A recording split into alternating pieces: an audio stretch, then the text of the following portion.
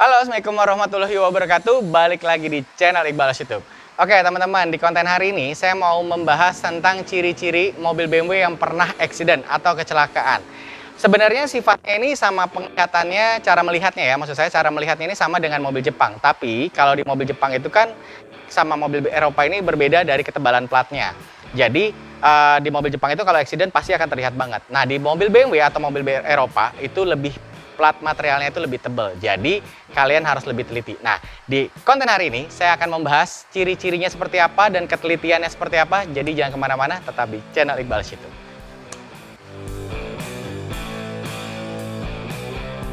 Oh ya teman-teman, kalau kalian punya usaha dalam bentuk produk atau jasa yang mau kita bantu untuk memasarkan, kita akan bisa tayangkan di setiap video kita. Jadi gimana caranya? Kalian bisa hubungin aja nomor telepon yang ada di kolom deskripsi tim manajemen kita. Oke, yang pertama saya akan membahas di bagian depan dulu. Tapi sebelum bagian depan ini, nanti saya praktekin di mobil ini. Dan ada satu mobil E90. Ini saya lagi bongkar khusus di konten hari ini. Saya sengaja bongkar bempernya supaya lebih jelas. Oke, kita bahas dulu yang di depan saya. Yang pertama kali, kalian itu kalau pada saat ngeliat mobil itu kalian pandangin dari sisi depan. Kita ngomong sisi depan dulu ya. Nanti baru sisi samping, baru sisi belakang. Sisi depan kalian lihat berdirinya mobil itu. Berdirinya agak menyon kah ke kiri atau ke kanan. Itu yang pertama. Dan yang kedua, kalian lihat dari dataran atas ini. Dari kap atas ini kalau pernah terguling mobilnya, ini pasti akan terlihat banget lebih miring ke kiri atau miring ke kanan. Itu yang pertama. Dan yang kedua, dari sisi depan itu kalian lihat nat-nat bagian dari antara headlamp ke sen, terus disamakan antara kiri dan kanan. Terus selanjutnya dari sini, dari antara front lips di sini dan bumper itu kalian lihat natnya ini harus sama kiri dan kanan. Semuanya sampai di bagian sisi antara kap motor sampai headlamp. Kalian lihat kiri dan kanan itu harus presisi, harus sama. Jadi jangan sampai renggang. Tapi kalau kalian dilihat dari bagian samping, ini kadang-kadang saya ngeliat M46 ini suka ada yang agak renggang. Nah, itu bukan bekas kena, tapi karena nggak ada karetnya biasanya. Ini biasanya ada karetnya, karet sen ini, nah itu nggak ada. Nah, itu biasanya kelihatan lebih renggang. Jadi, masalah itu bukan bekas kena. Oke, kita bahas di bagian dalam ruang mesin. Yang pertama kali saya lihat itu kalau misalkan mobil ini bekas kena atau enggak, itu yang jelas dari sealer kap motor. Sealer kap motor itu yang mana? Sealer kap motor itu kalau kalian lihat di bagian atasnya sini, ini namanya kap motor. Nah, ini di sini ini ada nut. Nut itu nut sealer. Nah, ini ada seperti sealer yang kalau dipegang nih empuk banget. Jadi kalau kalian tekan pakai jempol, pakai kuku, ini akan berbekas. Nah, tuh. Nah, ini kalau yang bekas kena atau bekas accident, ini pasti sudah tidak bisa ditekan lagi. Nah, akhirnya dia biasanya kalau bengkel-bengkel yang sudah bekas kena biasanya dibikin pakai dempul. Jadi diukir pakai dempul. Nah, jadi pada saat kalian pegang kayak gini, ini udah nggak lembek. Itu yang pertama. Kalau dari sisi kap motor. Kalau dari bagian ruang yang bawah, ini kalian apron. Apron ini kalian samakan antara bagian kiri, batangan kiri ini, dengan batangan kanan ini. Nah, ini harus sama. Jangan sampai ada yang bekas ketokan. Atau kalian lihat bekas diketok atau bekas apalagi didempul. Nah, kalian lihat sebelah kanan dan sebelah kiri.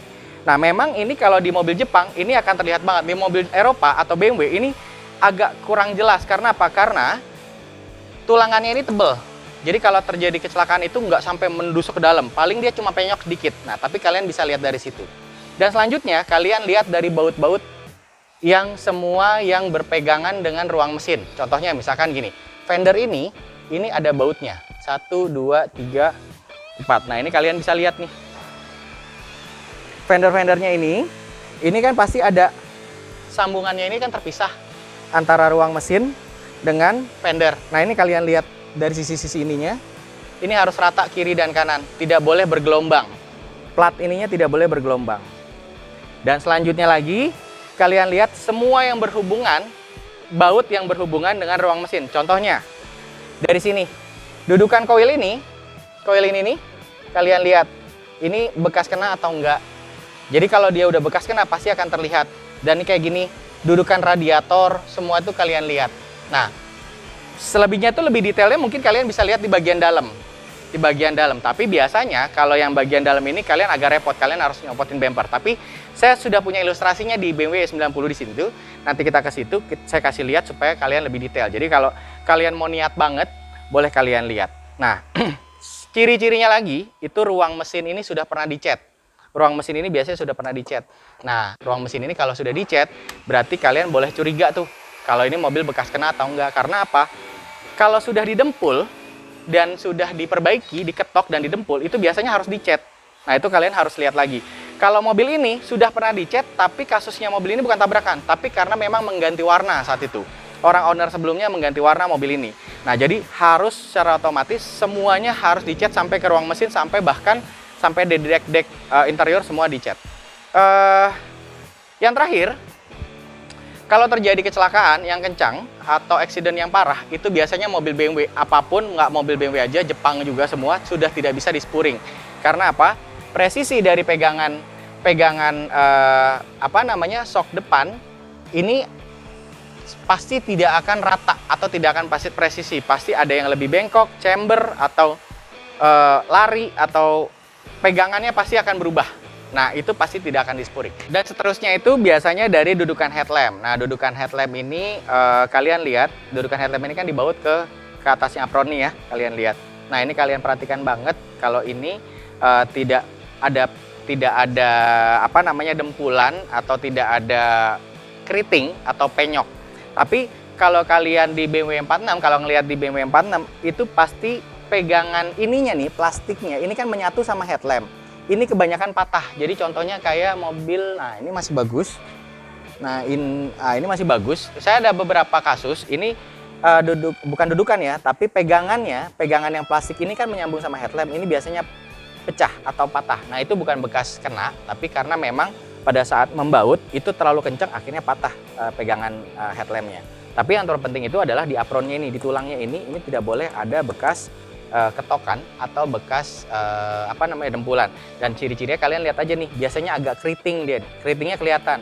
Nah, kalian samain antara kiri dan kanan keritingnya. Nah, ini kan sama nih, walaupun ini kalau dilihat sebenarnya keriting gitu, tapi ini sama. Nah, ini karena dari pabrikan, dan semua M46 pun juga sama. Pasti apronnya kelihatannya lebih agak gelombang, bukan keriting, agak gelombang. Nah, itu sama antara kiri dan kanan. Yang salah itu adalah beda. Di sininya keriting, di situnya gelombang. Nah, itu berarti kalian harus curiga sama yang udah tidak lurus atau udah banyak dempulan. Dan kita lihat contoh kasusnya di bagian depan sasis dan tulang bempernya di BMW E90. Oke, ini di sebelah kiri saya ada E90 325 yang kebetulan kita baru dapat. Jadi ini lagi kita bongkar dulu. Kita mau rencananya ada pergantian radiator sama seal-seal yang bocor. Nah, ini mumpung lagi dicopot, ini jadi kita bisa jadi contoh kasus untuk pembahasan konten hari ini. Salah satunya, contohnya mobil yang sudah pernah tabrakan, itu biasanya ini tulangan bumper. Nah, ini kan dibalut sama bumper. Nah, ini kalau dibuka, ini akan kelihatan. Kalau sudah pernah kena tabrak, ini pasti, kalau udah pernah kena tabrak, ini pasti sudah ada dempulan. Satu, yang kedua udah pernah ketokan, yang ketiga biasanya ada las-lasan. Nah, ini tulang bempernya dan ini pegangan tulang bempernya. Nah, tulang bemper ini pun kelihatan sebenarnya. Kalau kalian dari buka kap motor, ini kelihatan. Dari sisi sini kelihatan, akan terlihat ini ada tulang bemper ini. Nah, ini tidak boleh ada las-lasan. Di bagian ini tidak boleh ada las-lasan. Nah, selanjutnya lagi di bagian belakang ya, ini ada sasis. Nah, sasis ini kan ada plat, seperti platnya ini menyambung ya, antara layer 1 sama layer 2. Nah, ini kalian lihat, ini contohnya seperti di sini. Ini ada antara plat digabung sama plat, jadi ada 2 layer. Nah, ini tidak boleh ada lasan atau dempulan. Nah, di sini di sasis ini terlihat nih, kalau ini sama sekali belum pernah kena tabrakan dari kiri dan kanan pun, dan dari sisi fendernya ini bagian dalam juga ada sama nih. Kalau kalian lihat dari kamera, di sini ada 2 layer antara bagian bawah sama bagian atas. Nah, ini tidak ada las-lasan atau sambungan atau dempul-dempulan. Nah, ini salah satu contohnya. Dan balik lagi, masalah apron ini pun juga kalian harus dilihat juga. Ini kan lurus, masih lurus. tidak ada dempulan, dan kalau diketok-ketok kayak gini ini masih bunyinya bunyi besi, bukan bunyinya bunyi dempul. Kalau bunyi dempul kan lebih deep ya, dup dup dup dup gitu. Nah ini kalau didengerin ini seperti ini. Nah bunyinya bunyi besi. Nah ini karena berhubungan dengan sasis. Nah sasis ini secara otomatis ini akan terhubung dengan bagian di kaki-kaki. Jadi kalau mobil ini pernah terhantam dan ini sampai mundur dan ini sampai berubah dudukannya, at least berubahnya sasisnya sedikit aja agak bengkok, ini akan mempengaruhi dari sisi ban bagian depan. Jadi kalau yang sudah pernah terkena benturan atau terkena kecelakaan, kalau saya rasa sih kalau benturan sedikit tidak mungkin sasis BMW nggak mungkin akan bergerak gitu. Tapi kalau terjadi kecelakaan yang kencang, ini pasti otomatis dari sasisnya ini dudukannya akan berubah dan itu akan mempengaruhi di ban, dan akhirnya pada saat kalian spuring itu nggak akan bisa. Nah itu salah satu contohnya kalau memang pernah terjadi eksiden. Oke, ini bagian samping. Bagian samping itu justru lebih mudah ngelihatnya karena komponen di samping ini pasti akan terlihat banget kalau bekas kena atau bekas tertabrak dari sisi samping. Yang pertama itu kalian ngelihat adalah garis bodi. Garis bodi ini harus rata dari depan sampai belakang. Karena apa? Karena biasanya kalau sudah kena dempul itu biasanya dia akan gelombang. Satu itu, yang kedua dia tidak akan ketemu antara garis lurus dari fender sampai ke pintu, dia nggak akan lurus. Nah itu yang pertama. Dan yang kedua, kalian lihat setiap garisannya, nutnya antara fender sama pintu itu harus sama jaraknya. Kurang lebih hampir sama biasanya. Yang lebih persis lagi sama harus kanan kiri itu harus sama. Dan setiap sambungan antara pintu ke pintu pun juga begitu. Dari pintu pun ke fender belakang pun juga begitu. Jadi kalian lihat garis lurusnya harus sama. Ini garis lurusnya juga harus sama. Ini pun juga harus sama. Dan ini tidak cenderung fendernya lebih tinggi atau pintunya yang lebih tinggi. Jadi harus sama, harus rata. Garis lurus ini satu. Yang kedua dari nutnya, yang ketiga ini harus sama. Tingginya pun harus sama. Oke, dari situ kita beranjak ke pintu. Yang pertama, kalau saya lihat mobil ini bekas tertabrak atau enggak, itu biasanya di setiap daun pintu itu pasti akan ada apa istilahnya? Akan ada jedahnya seperti ini. Nah, ini saya buka ada jedahnya. Nah, ini pun begitu. Dan ini pun ditutup pun begitu. Nah, saya sering banget orang yang datang ke showroom saya itu sering mengetes pintu biasanya. Gini. Ini bukan jaminan kalau mobil ini bekas tertabrak atau enggak. Saya kasih tahu ke kalian, ini bukan jaminan. Kalau di mobil Jepang, iya betul. Karena apa? Daun pintunya lebih enteng. Tapi kalau di mobil Eropa atau mobil BMW, ini pasti lebih berat. Jadi kalau kalian kurang tenaga sedikit, dia nggak akan bisa rapat banget. Nah, itu sering banget yang saya lihat dari orang. Dan balik lagi ya, ini harus ada jedahnya. Tapi ada beberapa kasus yang pernah saya lihat, orang yang pernah ngecat satu bodi dan dia nyopotin pintu, karena dia harus ngecat bagian dalam semua, dan dia harus nyopotin pintu. Ini kadang-kadang engselnya ini tidak terpasang, jadi ngelos. Nah itu sering. Dan lebih detailnya lagi, kalau kalian sudah curiga masalah daun pintu, kalian bisa di pilar B. Nah mungkin kameranya kita geser ke sini, jadi biar lebih kelihatan pilar B-nya.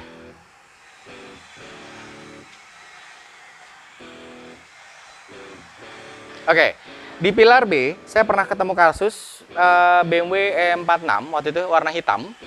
Dan itu kasusnya itu mobil ini pernah terguling.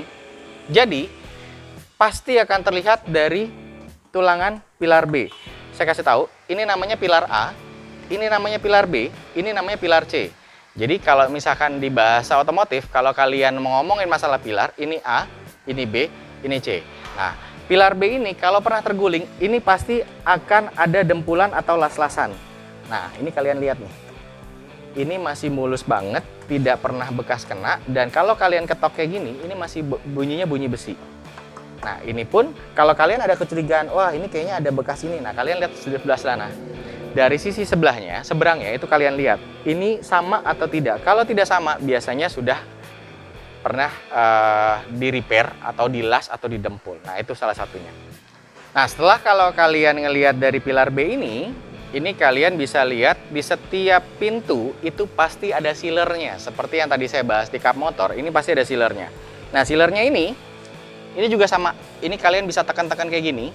Nah, dia kalau kalian lihat ini, kalian curiga kalau sudah kayak seperti dibentuk oleh dempul, itu kalian pencet kayak gini, ini nggak akan bisa seperti sealer, tidak akan berbekas kuku kalian.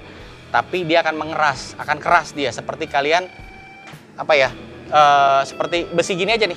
Kalian giniin pasti akan keras. Nah, tapi kalau sealer ini, dia akan empuk, jadi kelihatan nih. Dan ini tidak akan bisa di-repair. Dan ini tidak mungkin bisa untuk diperbaiki, kecuali dia kasusnya ganti pintu.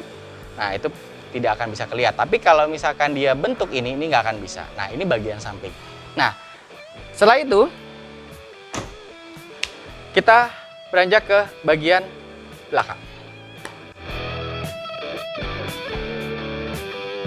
Oke, ini bagian belakang. Bagian belakang itu sebenarnya nggak beda jauh dengan cara melihat bagian depan dan samping. Yang pertama itu kalian lihat, dari setiap nut ini, kanan dan kiri pun harus sama. Jadi dari antara sambungan bagasi dan fender ini harus sama. Lebar ruas jarinya ini harus sama, kanan dan kiri. Itu yang pertama. Dan yang kedua, biasanya dari stop lamp. Stop ini kalau sudah pernah kena bagian dari sisi, dari belakang, dari pinggir, itu antara stop lamp dan fender kan bisa masuk plug gitu. Jadi pasti akan ada renggang, pasti akan ada celah di situnya. Karena di sini nggak ada karet, karetnya ada di bagian dalam, tapi pinggir ini pasti akan ada celah kalau udah pernah kena. Dan selanjutnya, sama juga, ini ada sealer. Di setiap pintu, daun pintunya itu mau bagasi, mau pintu kanan kiri, mau kap motor, itu pasti akan ada sealernya. Nah, sealernya ini kalian bisa pegang. Nah, ini masih oke banget. Mobil ini tidak pernah ada benturan atau tidak pernah ada terjadi kecelakaan. Dan di sini pun juga sama. Sekelilingnya pun juga sama. Kalau tidak terkena bagian bagasi atas, tapi terkena bagian bawah, itu kalian bisa copot dulu sedikit. Nah, contohnya seperti ini. Nah, ini ada sambungan di bagian belakangnya antara dua plat ini. Nah, ini plat ini tidak boleh ada bekas ketokan atau bekas las-lasan. Nah, ini menandakan ini masih ada 2 layer nih. Ini 2 layer, masih ada dua plat. Sampai sini pun masih ada 2 plat. Nah, ini menandakan kalau ini masih dalam keadaan baik, tidak pernah ada las-lasan atau tidak pernah ada dempulan. Selanjutnya, ini nanti diberesin lagi. Nah, selanjutnya ini kalian lihat di sini kan banyak lipatan. Di sisi-sisi sini banyak lipatan. Bagian bagasi banyak lipatan. Ini bukan hanya untuk E46, tapi mau E90, E30, E36 semuanya hampir sama. Semua hampir sama. Ini kan banyak lipatan dan ini juga banyak lipatan. Nah, ini kalian samakan kiri dan kanan. Dan ini terlihat masih kaleng semua atau tidak pernah ada dempulan. Kemarin saya pernah lihat satu mobil, itu dia tidak terkena bagasi bagian atas, tapi yang kena itu bagian sini. Nah, jadi saya lihat itu curiganya dari awal, saya lihat dari antara stop lamp sampai ke fender ini ada renggang sekitar ada 1 ruas jari gini masuk. Dan ternyata pada saat saya lihat di sini ternyata dia sudah ada ketokan atau dempul. Jadi pada saat saya ketok-ketok pakai kuku, ini berasanya bukan plat, tapi berasanya seperti dempul. Itu bagian belakang. Oke teman-teman, itu saya tadi membahas tentang ciri-ciri mobil yang pernah terjadi eksiden. Sebenarnya pengaruhnya apa sih? Pengaruhnya sangat banyak. Yang pertama, yang paling masalah itu adalah mobil kalian tidak akan bisa steady atau anteng. Karena apa? Karena kalau sudah terkena dudukan sasis, itu mobil kalian akan nggak enak makainya. Itu yang pertama. Dan yang kedua, secara fisik bagian luar, mobil kalian tidak akan pernah enak dilihat. Karena apa? Lebih banyak komponen dempulnya daripada komponen catnya. Nah, kalau mobil yang ciri-cirinya sudah ada dempulnya, ini dalam tanda artian ini dempulannya dempulan tebel ya. Kalau dempulan tipis itu saya masih wajarin. Karena apa? Namanya mobil dipakai keserempet itu pasti untuk memperbaikinya, untuk dicat lagi pasti ada dempul tipis. Tapi yang kita bicarakan adalah dempul-dempul yang tebel, dempul-dempul yang yang sekiranya itu membentuk nut. Nah, itu tidak boleh. Nah, itu akan seperti apa? Itu akan cahaya mobil kalian tidak akan bisa mengkilat. Karena apa? Ini komponen plat, ini komponen cat dan pernis itu tidak akan pernah bisa menyatu kalau komponen di antara plat dan cat itu ada dempul. Pasti apa? Pasti terjadinya resapan antara cat dan pernisnya akan meresap ke dalam dempul. Dan akhirnya mobil kalian kalau dilihat itu akan berbentuk seperti pulau dan cahayanya berbeda sendiri. Nah, itu ciri-cirinya mobil yang udah kena dempul yang tebal. Oke teman-teman, mudah-mudahan konten hari ini bermanfaat buat teman-teman. Jadi sebelum kalian membeli, kalian lihat dulu lebih teliti lagi di antara nut depan, belakang, dan samping. Jadi mudah-mudahan konten ini bermanfaat buat teman-teman. Jangan lupa like, comment, and subscribe. See you next video.